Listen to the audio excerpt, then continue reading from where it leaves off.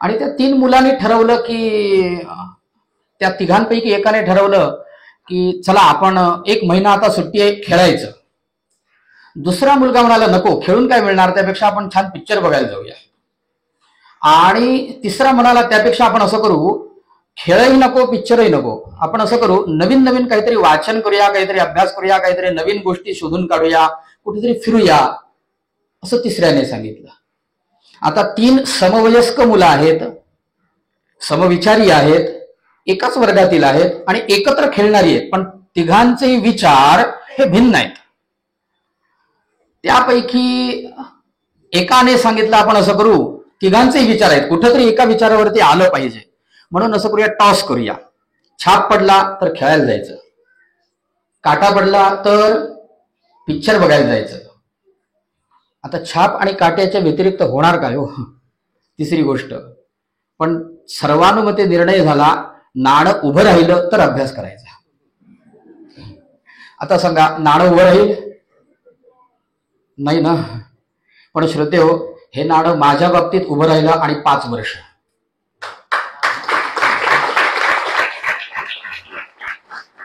सलग 5 वर्ष मी या ब्रह्मचारी वर्ग या वर्गाचा सलग 5 वर्ष विद्यार्थी होतो.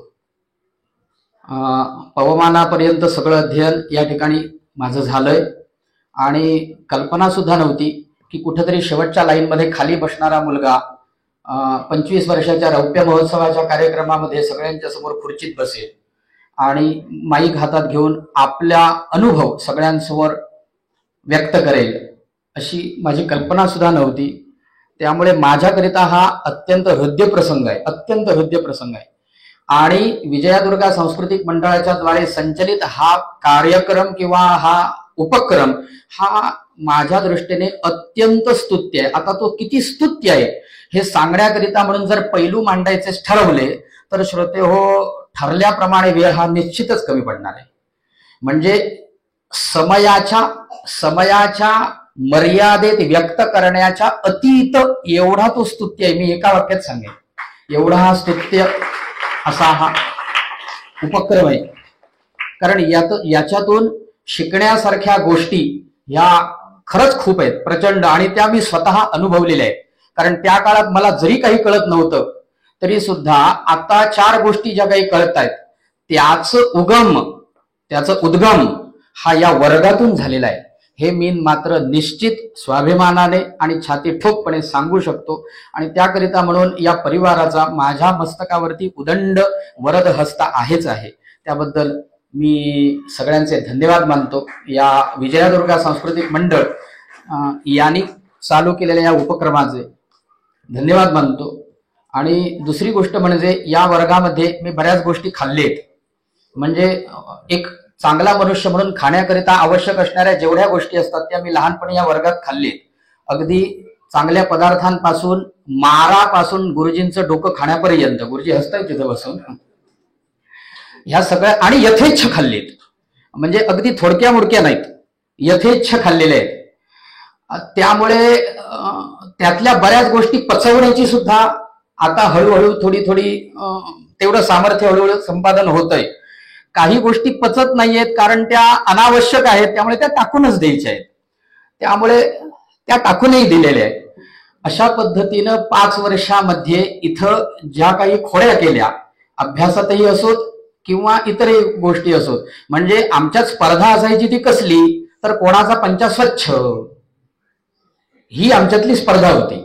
मग तो पंचा साबण लावून त्या दगडावरती बडवायचा, असा बडवायचा की पंचा फाटला तरी चालेल पण तो स्वच्छ झाला पाहिजे.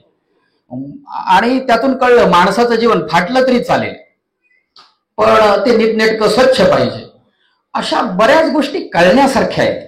अर्थात या आताच्या मुलांना तेवढं ते कळणारं नाही, पण जेव्हा केव्हा कळेल त्यावेळी निश्चितपणे त्यांना या गोष्टींची आठवण होईल, यात तिला मात्र संशय नाही. हा माझा निजानुभव आहे.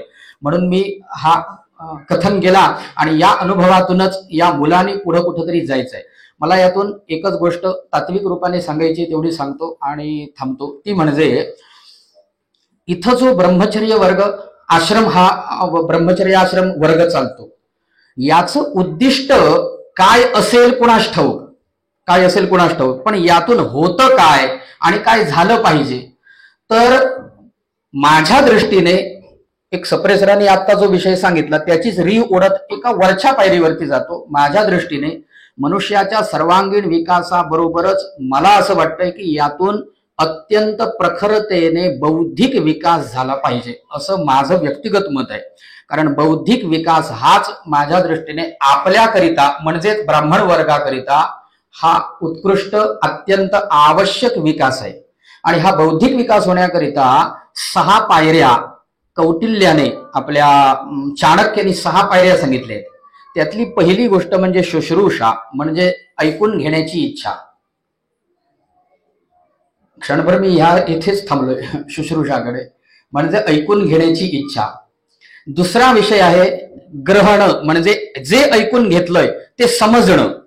तिसरा मुद्दा आहे जे समजून घेतलंय त्याचं धारण, तिसरा मुद्दा सांगितला धारण. चौथी गोष्ट सांगितली उहापोह, म्हणजे जे आपल्याला धारण झालेलं आहे त्याच्याबद्दल उहापोह करणे, प्रश्नोत्तर विचारणे. पुढचा मुद्दा सांगितलाय तत्वाभिनिवेश, त्याचं सारांश काढणे, जे मला कळलंय त्याचा सारांश काढणे.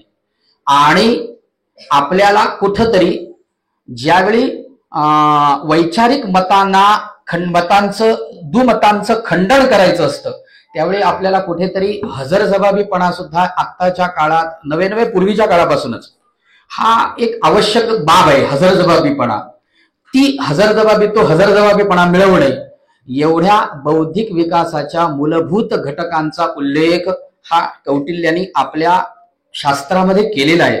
आणि मला असं वाटतं की तो फायदा किंवा ह्या सगळ्या गोष्टी या बालवयातच मिळतात. आता मुलांना किती मिळतात किंवा त्या समजतात हा भाग वेगळा आहे, पण संस्कार रूपाने मात्र निश्चित होतात, संस्कार रूपाने होतात. मला कोणी एखादं विचारलं का हो तुम्ही रामरक्षा म्हणता, मी तेवढे छोटा होतो, असाच एवढा होतो. मला कोणी काय रे तू रामरक्षा, तुला कोणी रामरक्षेचा अर्थ सांगितला का रे, रामरक्षेचा अर्थ कळतो तुला, असं मला विचारलं. मी त्याला पटकन उत्तर दिलं, मला अर्थ कळत नाही पण ज्याच्या करिता म्हणतोय त्याला निश्चित कळत असेल. त्या रामाला माझ्या रामरक्षेचा अर्थ निश्चित कळत असेल. त्यामुळे ती शुद्ध असली पाहिजे, योग्य असली पाहिजे, याची जबाबदारी माझी आहे. मी एका लग्नाला गेलो होतो, त्यावेळी मला त्या व्यक्तीने विचारलं तुम्ही हे सत्यनोत्तम मंत्र म्हणता, इथे आशीर्वाद दिले जात आहेत, ह्या मंत्रांचे अर्थ, ऋग्वेदातील मंत्र आहेत, या मंत्रांचे अर्थ तुम्हाला कळतात का? मग तुम्ही जर अर्थ कळत नसतील तर याचा प्रयोग तुम्ही कसा काय करता? अर्थ कळल्याशिवाय प्रयोग करणं मूर्खपणाचं लक्षण आहे म्हणाले. मी म्हटलं बरोबर आहे तुमचं म्हणणं, आम्ही मूर्ख आहोत, याबद्दल वादच नाही. पण मला सांगा, तुम्हाला आतापर्यंत जेवढे जेवढे शब्द प्रयोग करायचे कळतात त्यातील तुम्हाला किती शब्दांचे अर्थ कळतात? म्हणजे मी म्हटलं जानेवारी शब्द तुम्ही वापरता, अर्थ सांगा बघू. जानेवारी शब्दाचा अर्थ सांगा, फेब्रुवारी शब्दाचा अर्थ सांगा. या शब्दांचे अर्थ न कळत असताना सुद्धा आपण त्याचा प्रयोग करतोय. आणि जे वेदमंत्र आहे ज्याच्यामध्ये परमात्मा वस्तूचं पूर्णपणे सर्वार्थाने वर्णन केलेलं आहे, अशा वेदमंत्रांचे अर्थ शोधून काढण्यामध्ये आणि ते कळत नाहीत म्हणून आपल्याच लोकांना नावं ठेवण्यात आम्ही आमची बुद्धी खर्च केली. त्याच्याऐवजी ती बुद्धी सात्विक रूपाने योग्य ठिकाणी वापरली गेली तर माझ्या दृष्टीने ब्राह्मण वर्गाचा, विप्र वर्गाचा अत्यंत उदंड विकास होईल. आणि तो विकास होणेच कदाचित ह्या देवदेवतांना किंवा दैविक सृष्टीला अपेक्षित असावं असं मला वाटतं. मी आतापर्यंत जे काही बोललो हे सारांश रूपाने आणि तत्व म्हणून बोललो. याचा विस्तार करायचा तर मगाशी सांगितल्याप्रमाणे वेळेची पुंजी माझ्या खिशात बरीच कमी आहे. त्यामुळे माझे हे 2 शब्द तुमच्या समोर